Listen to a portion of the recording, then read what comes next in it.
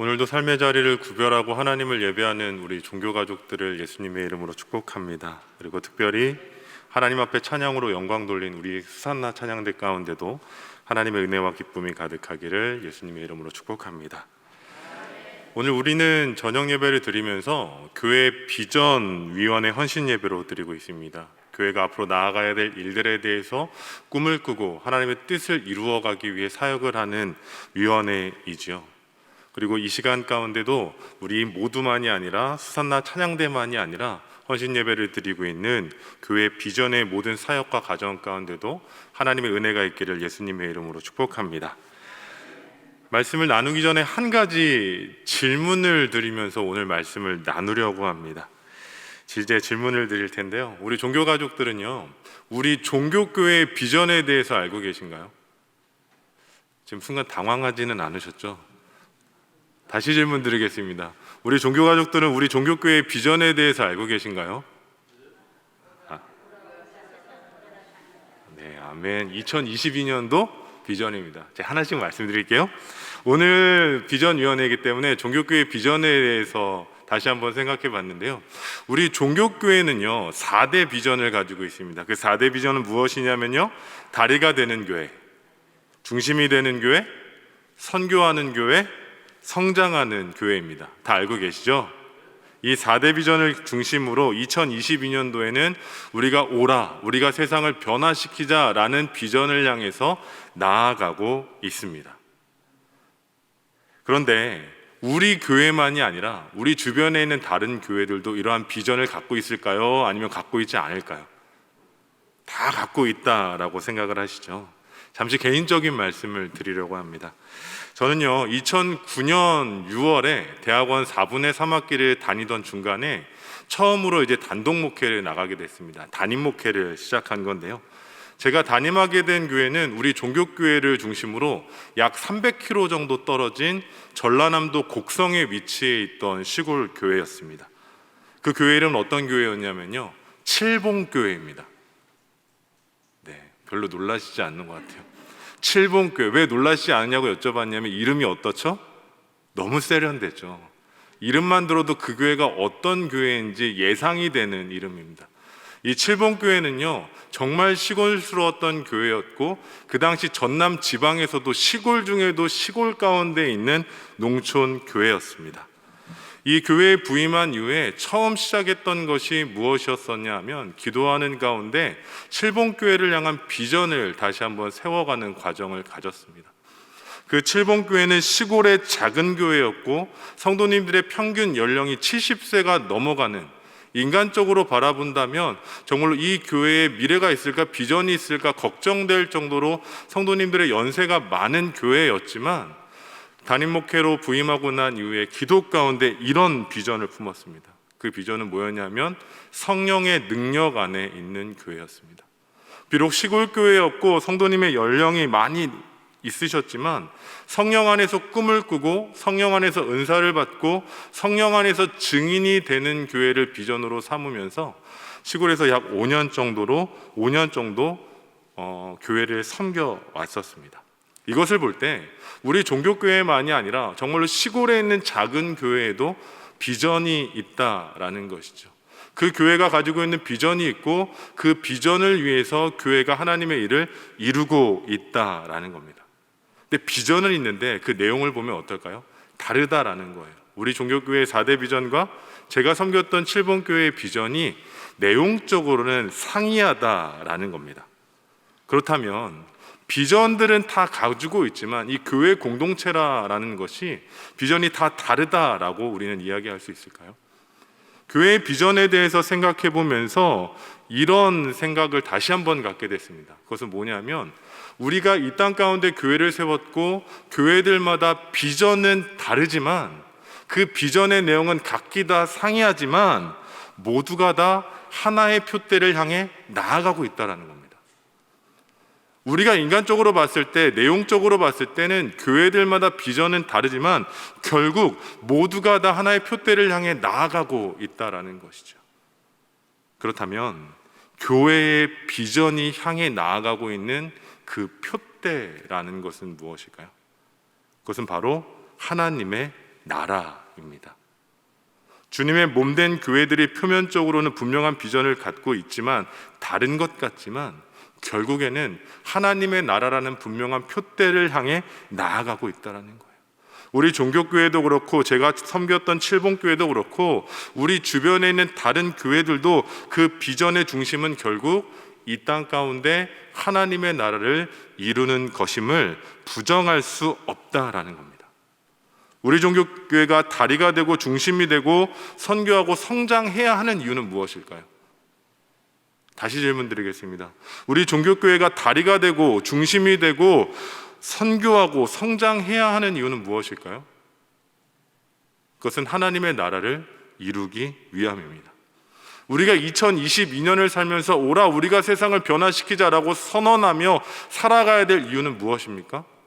그 비전을 통해 우리가 이 땅 가운데 하나님의 나라가 임하도록 하고, 하나님의 나라를 통해 이 땅이 변화되는 것을 우리가 꿈꾸고 나아가기 때문입니다. 그렇다면 목사님, 교회마다 비전이 다른데 어떻게 그렇게 다 하나님의 나라라고 단정지어서 이야기할 수 있습니까? 라고 생각하시는 분들 계실 거예요. 아니, 교회마다 처한 상황이 다르고 환경이 달라서 비전을 향해 나아가는 것도 다른데 어떻게 그 모든 것을 다 하나님의 나라라고 이야기할 수 있습니까? 라고 질문할 수 있다는 거죠.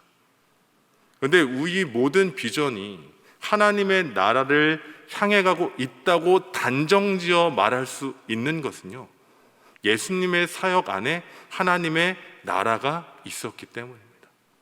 예수님의 비전이 하나님의 나라였다라는 거예요. 누가복음 4장 43절의 말씀을 우리가 함께 보기 원합니다. 누가복음 4장 43절의 말씀입니다. 함께 읽어볼까요? 화면에 있습니다. 시작.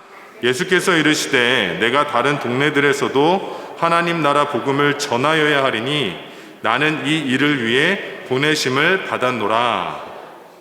아멘. 예수님께서 말씀하신 거예요. 예수님께서 이 땅 가운데 오신 목적이 뭐라고 선언하셨습니까? 하나님 나라의 복음을 전하여야 한다라고 말씀하셨어요.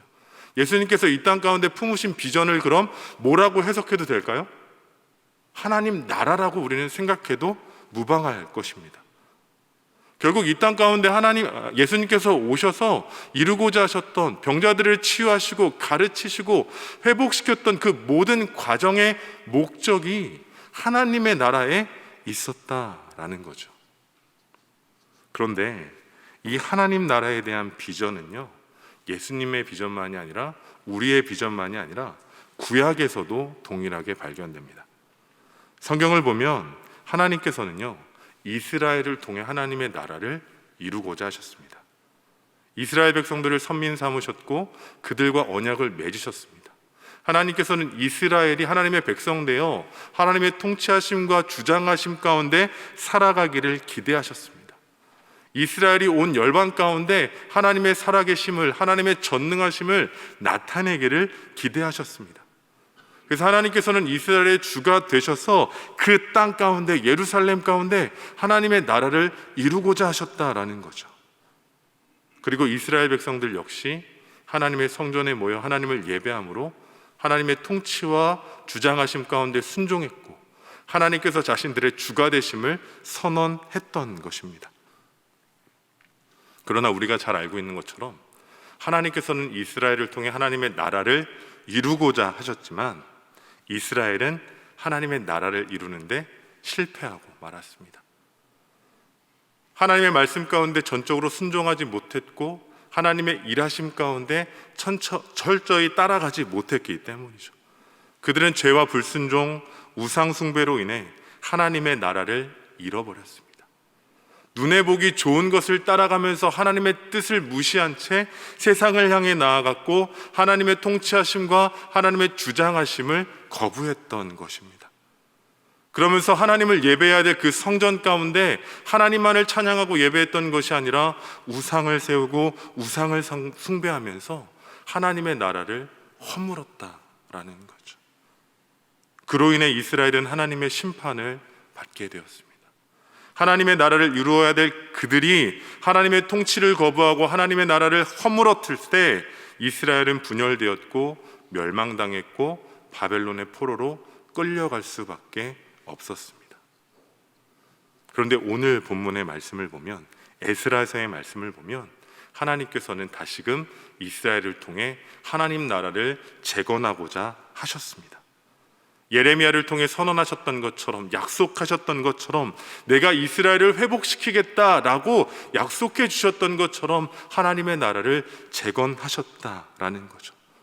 그리고 오늘 본문의 말씀을 보면 하나님께서는 이스라엘의 하나님 나라의 기초를 놓고 세워가고 계십니다. 우리가 비록 읽지는 않았지만 에스라 1장 1절로 2절까지의 말씀을 보면요, 하나님께서는요 바사왕 고레스의 마음을 움직이셨습니다. 바벨론 포로였던 이스라엘이 다시 예루살렘으로 돌아올 수 있도록 바사왕의 마음을 움직이셨고, 예루살렘으로 돌아갈 수 있도록, 그리고 돌아가는 것만이 아니라 예루살렘 가운데 성전을 재건하도록 명령하게 하셨습니다. 하나님께서 고레스를 통해 하나님의 뜻을, 하나님의 일하심을 이루고자 하셨던 거죠. 그런데 오늘 본문인 에스라 3장 1절의 말씀을 보면 이렇게 기록되어 있습니다. 오늘 본문 1절의 말씀을 우리가 함께 읽어보겠습니다. 에스라 3장 1절의 말씀입니다. 시작. 이스라엘 자손이 각자의 성읍에 살았더니 일곱째 달에 이르러 일제히 예루살렘에 모인지라. 아멘. 성경은요, 이스라엘 백성들이 예루살렘으로 돌아온 이후에 어디로 갔다고 이야기하고 있죠? 각자의 성읍으로 돌아갔다라고 말하고 있습니다. 하나님께서 고레스를 통해 마음을 움직이셨고 그들에게 뭐라고 명령하셨죠? 예루살렘으로 돌아가서 성전을 재건하라는 명령을 하게 하셨습니다. 그런데 이스라엘 백성들이 예루살렘으로 돌아오자마자 하나님의 말씀이 아니라 각자의 성읍으로 돌아갔다라는 거예요. 왜 각자의 성읍으로 돌아가 그곳 가운데 머물러 있었던 걸까요? 개인적으로는요, 이제 포로기로부터 해방이 되었고 예루살렘에 돌아왔다면 이제는 성전을 건축하기도 모자랄 시간이었습니다. 성전을 건축해서 이제 다시금 하나님의 나라를 이루어야겠다라는 열심을 다하는 것이 있었어야 했습니다. 하지만 이스라엘은 각자의 성읍으로 돌아갔다라고 말하고 있어요. 저는 이 말씀을 묵상하면서요, 아니 왜 이스라엘 백성들이 하나님의 말씀, 고레스의 칙령에 따르지 않고 왜 각자의 성읍으로 돌아갔을까 묵상해 보았습니다. 그 말씀을 묵상하면서 내린 결론은 이렇습니다. 이스라엘 백성들이 70년 동안 바벨론에서 포로 생활을 하면서요, 이제는 하나님의 나라가 무엇인지를 깨닫게 된 겁니다. 자신들에게 주어지고 자신들을 통해 이루어야 될 하나님 나라의 비전이 무엇인지 분명히 알게 되었다라는 거예요.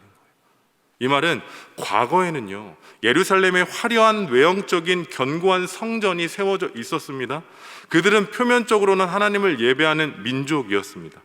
그런데 하나님을 향한 믿음의 기초가 바로 세워져 있지 않았기 때문에 그 모든 것은 결국 허상이었고 결국은 무너질 수밖에 없었다라는 거예요. 그래서 이스라엘 백성들은요, 자신들의 비전을 위해 하나님 나라 회복을 위해 기초를 놓는 것부터 시작했다라는 겁니다. 이어지는 본문 2절의 말씀을 함께 읽어보겠습니다. 본문 2절의 말씀입니다. 시작. 요사닥의 아들 예수아와 그의 형제 제사장들과 스알디엘의 아들 스룹바벨과 그의 형제들이 다 일어나 이스라엘 하나님의 제단을 만들고 하나님의 사람 모세의 율법에 기록한 대로 번제를 그 위에서 드리려 할세. 아멘. 이스라엘 백성들이 가장 먼저 한 것은 무엇일까요? 이스라엘 백성들이 가장 먼저 한 것은요, 모세의 율법을 기초로 행동하기 시작했습니다. 포로로부터 돌아와서 각자의 성읍에 머물러 있다가 모세의 율법을 기초로 행동하기 시작했다라는 거예요. 우리는 모세의 율법을 어떻게 해석할 수 있을까요? 하나님의 말씀으로 해석해봐도 무방할까요? 이 말은 그럼 결국 이스라엘 백성들이 하나님의 말씀을 기초로 행동하기 시작했다라는 겁니다. 각기 성읍에 돌아가 있다가 이제는 하나님의 말씀, 모세의 율법대로 행동하기 시작했다라는 거죠. 이게 상당히 중요합니다. 왜냐하면요, 당시 이스라엘 백성들은요, 바벨론에서 70년 동안이라는 시간 동안 포로 생활을 했습니다. 이 70년이라는 시간들은 이스라엘 백성들에게 하나님의 말씀을, 모세의 율법을 잃어버리기에 충분했던 시간이었다라는 거예요. 이 70년이라는 시간 동안 모세의 규례가 무엇인지, 하나님의 말씀이 무엇인지 잃어버리고도 남을 시간이었다라는 거죠. 그런데 이스라엘 백성들이 각자의 성읍으로 돌아가서 이전에 주어졌던 하나님의 말씀, 모세의 율법이 무엇인지를 되짚어 본 것입니다. 처음부터 그냥 성전만 외형적으로 지어가려는 것이 아니라 과거에 실패했던 것을 되짚어 보면서 하나님의 말씀을 기초로, 모세의 율법을 기초로 다시 하나님의 나라를 재건하려 했다라는 거죠. 그렇다면 성경에는 이렇게 구체적으로 이야기하고 있지 않는데 이것을 확신하며 말할 수 있는 이유는 어디에 있을까요? 그 근거는 바로 말씀 가운데 있는 일곱째 달이라는 표현에 있습니다. 오늘 본문 말씀에 보면요, 일곱째 달에, 본문 1절 말씀에 이렇게 기록되어 있습니다. 일곱째 달에 이르러 일제히 예루살렘에 모인지라. 여기서 일곱째 달이라는 표현은요, 이스라엘 백성들에게 종교력으로 매우 중요한 달입니다. 7월 달은요, 7월 1일은 나팔절이고요, 7월 10일은 속죄일이고 7월 15일부터는 일주일간의 초막절이 시작됩니다. 초막절은 어떤 절기냐 하면 과거에 이스라엘 백성들이 애굽의 포로로 있다가 출애굽한 것을 기념하기 위해 하나님의 은혜를 기억하는 절기였다라는 거예요. 이것을 기초로 오늘 말씀을 보면요, 다시 한번 연결지어 말씀드리겠습니다. 예루살렘으로 돌아왔던 이스라엘 백성, 성전을 건축한 것이 아니라 각자의 성읍으로 돌아갔습니다.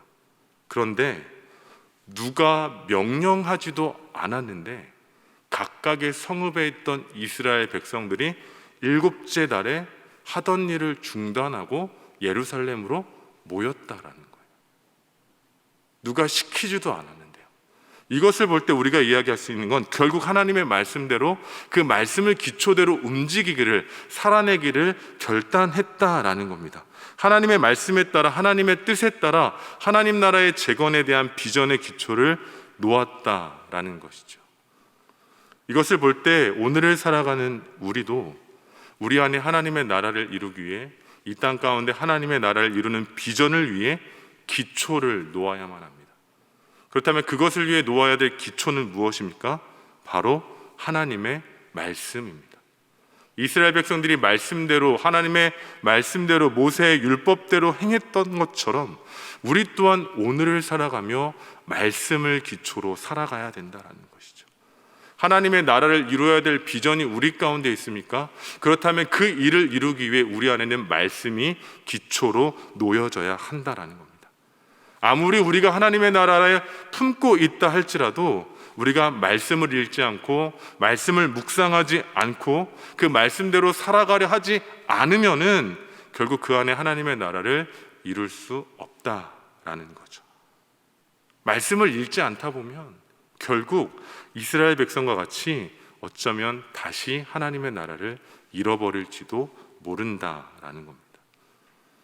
이 시간 오늘을 살아가면서 하나님 나라를 향한 비전을 위해 하나님의 뜻을 이루기로 결단한 우리 종교 가족들 안에 하나님의 말씀이 채워지기를 소망합니다. 매일의 삶 가운데 말씀을 읽고 묵상함으로 하나님의 말씀이 우리의 삶의 기초가 되어지기를 소망합니다.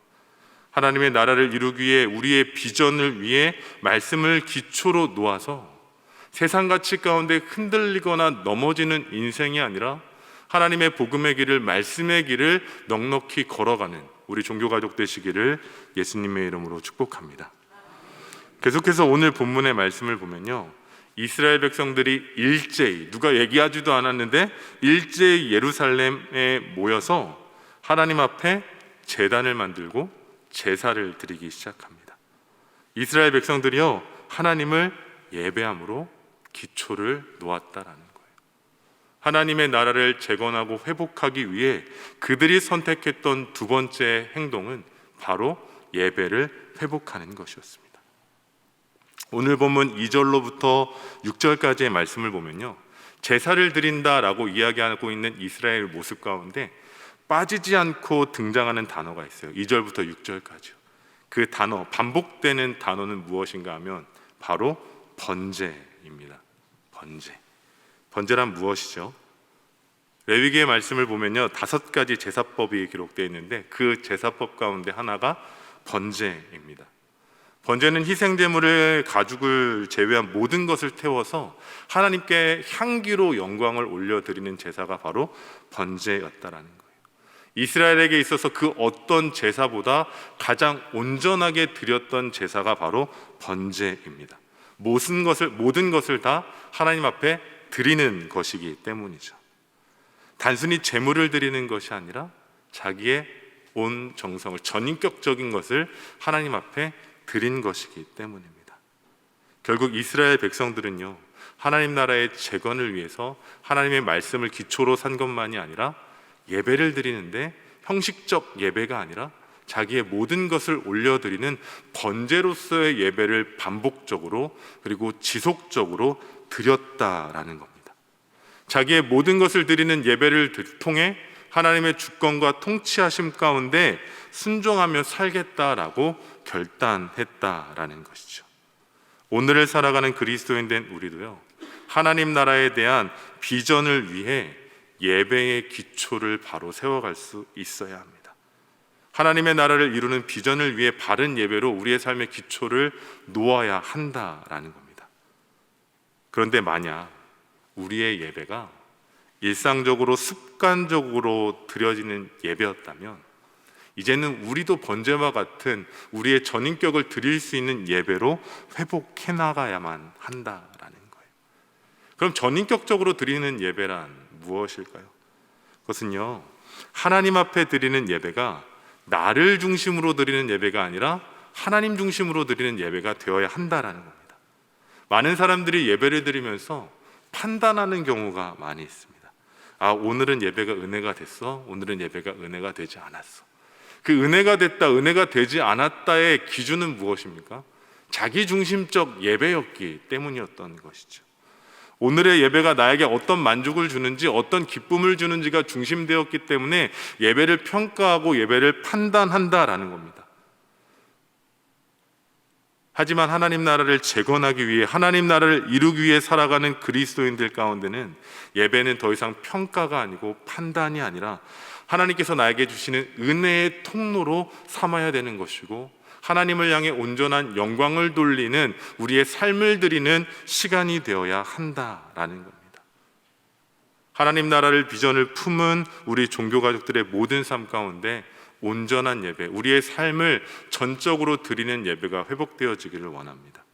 우리의 마음과 신령과 진정을 다하여 예배 드림을 통하여 오늘 나에게 주시는 하나님의 은혜를 경험하고, 그 은혜를 통해 내 아픔과 슬픔과 상처가 회복되어지고, 공고했던 우리의 영혼 가운데 생명이 되살아남을 통하여 우리의 삶의 자리 가운데 하나님의 나라를 이루어갈 수 있는 종교가족 되시기를 예수님의 이름으로 축복합니다. 이제 마지막으로 오늘 본문 10절 이후의 말씀을 보면요, 이제 드디어 하나님의 성전의 재건이 시작되고 있습니다. 본문 10절로 11절의 말씀, 본문 10절로 11절의 말씀 함께 읽겠습니다. 시작. 건축자가 여호와의 성전의 기초를 놓을 때에 제사장들은 예복을 입고 나팔을 들고 아삽 자손 레위 사람들은 제금을 들고 서서 이스라엘 왕 다윗의 규례대로 여호와를 찬송하되 찬양으로 화답하며 여호와께 감사하며 이르되 주는 지극히 선하심으로 그의 인자하심이 이스라엘에게 영원하시도다 하니 모든 백성이 여호와의 성전 기초가 놓임을 보고 여호와를 찬송하며 큰 소리로 즐거이 부르며. 아멘. 이제 성전 재건의 기초가 시작되고 있었다라는 거예요. 성전에 재건할 때 기초를 놓았다라고 말씀은 이야기하고 있습니다. 그리고 그 일을 위해 하나님의 사람들은 어떤 일을 하죠? 하나님 앞에 찬송을 했다라는 거예요. 다윗의 규례대로. 다윗의 규례대로라는 건 뭘까요? 하나님을 예배하는 일에 있어서 가장 대표되는 사람이 바로 다윗이죠. 온 몸을 다해, 온 정성을 다해, 온 힘을 다해 예배했던 사람이 바로 다윗입니다. 그러한 다윗처럼 온 마음과 정성을 다해 하나님을 찬양했다라는 겁니다.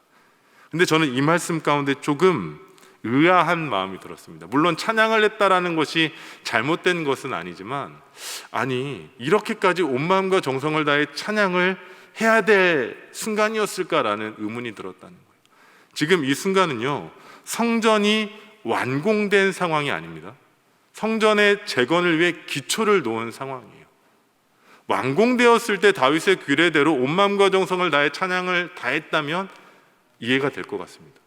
근데 성전의 기초를 놓았을 뿐인데, 재건을 위해 기초를 놓았을 뿐인데 이렇게까지 온 열심을 다해 찬양을 해야 됐던 것일까라는 생각이 들었다라는 거예요.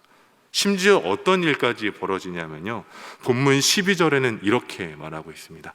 본문 12절 말씀 함께 읽겠습니다. 시작. 제사장들과 레위 사람들과 나이 많은 족장들은 첫 성전을 보았으므로 이제 이 성전의 기초가 놓임을 보고 대성통곡하였으나 여러 사람은 기쁨으로 크게 함성을 지르니. 아멘. 나이가 많은 사람들은 어떻게 하고 있다고요? 대성통곡하고 있다라는 거예요. 성전의 기초가 놓였을 뿐인데 말이죠. 이 상황은 어떻게 해석할 수 있을까요? 성전을 재건하기 시작했다는 것은요, 단순히 건축을 위한 기초를 놓았다라는 것으로 끝나는 것이 아닙니다. 말씀에 사용된 여호와의 성전의 원어는요, 헤칼 예흐와라는 단어예요. 이 단어는 단순히 하나님의 성전만이 아니라 여호와의 집, 여호와의 궁전이라는 의미를 담고 있습니다. 그러니까 하나님의 성전, 예배하는 곳만이 아니라 지금 이스라엘이 기초를 놓은 것은 하나님의 집, 하나님의 궁전을 놓았다라는 거예요. 왕이신 하나님께서 임재하시고 거하실 곳에 기초를 놓았다라는 겁니다. 다시 말해 예배의 성전의 기초만이 아니라 이곳은 예배 그 이상의 의미를 담고 있는 것임을 말하는 것이에요.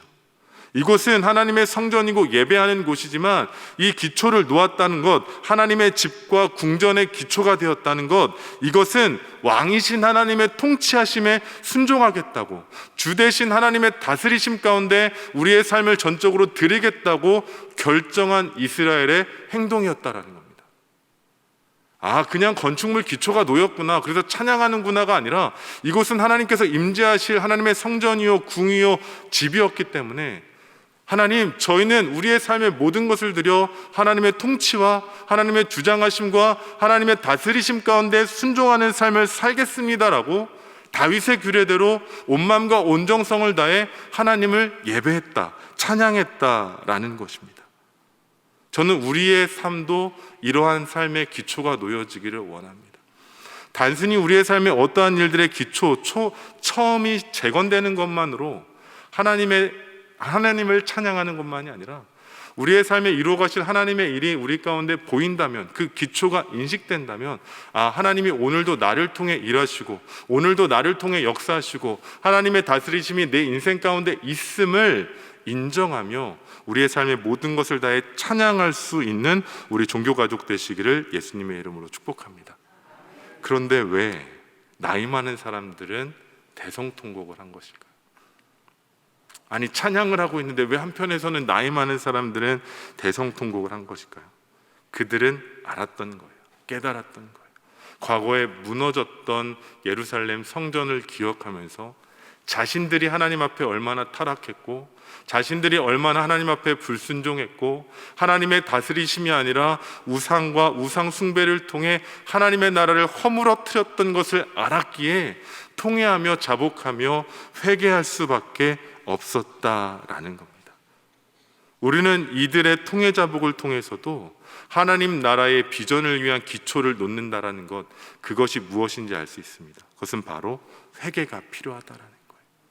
우리 안에 하나님 나라의 비전을 위해서는 회개할 수 있는 마음이 있어야 합니다.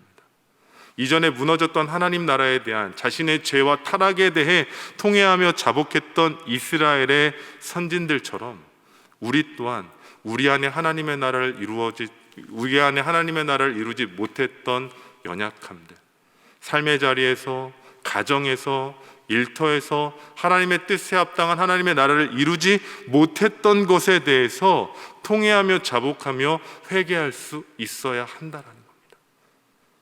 그런데 하나님의 나라를 위한 비전을 위한 기초를 놓는 회개에는 한 가지 더욱 특별한 특징이 있습니다. 그것은 삶의 방향을 돌이키는 거다라는 거예요. 회개란 원어로 메타노이아입니다. 이 메타노이아라는 것은요, 단순히 그냥 잘못을 이야기하는 것이 아니라 삶의 중심을 돌이킨다, 삶의 방향을 돌이킨다라는 의미를 갖고 있습니다. 즉 회개란 내 뜻대로 내 소견대로 살던 삶에서 이제는 하나님을 향해 내 삶의 방향을 돌이킨다라는 것이죠. 만약 우리가 회개하지 않는다면 아무리 하나님 나라의 기초를 놓는다고 해서 놓아지는 것이 아닙니다. 회개함을 통해 우리의 삶의 방향을 돌이킬 때 하나님 나라의 비전을 위한 기초가 바로 세워질 수 있다라는 것이죠. 이 시간 가운데 지난날 우리가 하나님 나라를 허물었던 연약함과 죄된 것을 회개할 수 있기를 원합니다. 인정하고 싶은 마음은 없겠지만 우리의 죄로 인해 연약함으로 인해 가정과 일터 안에 허물어졌던 하나님의 나라를 기억하며 하나님 앞에 통회하며 자복하는 회개가 우리 가운데 있기를 간절히 소원합니다. 그리고 그 회개를 통해 다시 한번 이루어 가실 하나님의 나라의 비전의 기초를 놓는 우리 종교가족 되시기를, 우리의 삶이 온전히 하나님의 방향으로 돌이켜져서 하나님의 나라가 이 땅 가운데 이루는데 우리의 삶을 드릴 수 있는 종교가족 되시기를 예수님의 이름으로 축복합니다. 이제 말씀을 정리합니다. 비전은요, 내가 이루고자 하는 목적을 성취하는 것이 아닙니다. 비전은 그냥 내가 뜻하고 내가 원하는 것을 이루는 것이 아니라, 비전은, 그리스도인의 비전은 하나님의 뜻을, 하나님의 나라를 우리 가운데 이루는 것인 줄로 믿습니다. 우리는 이 일을 위해 바른 기초를 놓아야 하는데요, 그 바른 기초를 놓는 것은 첫 번째로는 하나님의 말씀대로 살아가는 것입니다. 그리고 두 번째로 우리의 삶의 전인격적인 예배를 통해 하나님께 영광을 돌려야 한다라는 것이죠. 세 번째로는 하나님 앞에 온전한 찬양과 함께 온전한 회개가 동반되어야 합니다. 우리의 삶의 방향을 돌이킴을 통하여 하나님의 나라를 이루어야 한다라는 것이죠. 이 시간 하나님 앞에 말씀과 예배와 찬송과 회개가 온전히 기초로 놓아짐을 통해서 이 땅 가운데 이루어질 하나님의 나라를 기대하며 하나님 나라의 비전을 성취해가는 우리 종교가족 되시기를 예수님의 이름으로 축복합니다. 그리고 그 일을 위해서 하나님 앞에 온전히 전심을 다해 헌신할 수 있는 우리 교회 비전위원회 되기를 예수님의 이름으로 축복합니다. 기도하겠습니다. 하나님, 우리가 이 땅을 살아가며 많은 비전을 꿈꾸고 그 비전을 이루기 위해 최선을 다합니다. 그러나 주님, 그리스도인 된 우리의 비전이 우리의 목적과 우리의 만족을 이루기 위한 것이 아니라 이 땅 가운데 하나님의 나라가 이루어지는 것임을 기억하게 하여 주시고, 하나님 나라가 이루어지는 비전을 위해 바른 기초를 놓아갈 수 있는 우리 모두 되어지게 하여 주옵소서. 우리 안에 말씀이 회복되어지기를 원합니다. 세상의 가치와 세상의 방법을 따라 흔들리는 인생이 아니라 말씀을 기초로 놓고 그 뜻에 온전히 순종할 수 있게 하여 주시고, 바른 예배를 통하여 하나님 앞에 영광 돌리며 우리의 삶을 드리게 하여 주옵소서. 또한 하나님 앞에 온전한 찬양과 함께 바른 회개가 동반되기를 원합니다. 우리의 연약함과 우리의 죄됨을 철저히 인정하며 우리의 삶의 방향을 돌이키게 하여 주시고, 하나님께 나아감을 통하여 우리 안에, 우리의 가정과 일터 안에 하나님의 나라가 이루어지는 놀라운 역사가 시작되게 하여 주옵소서. 이 모든 것을 이루어 가실 우리 주 예수 그리스도의 이름으로 기도드립니다. 아멘.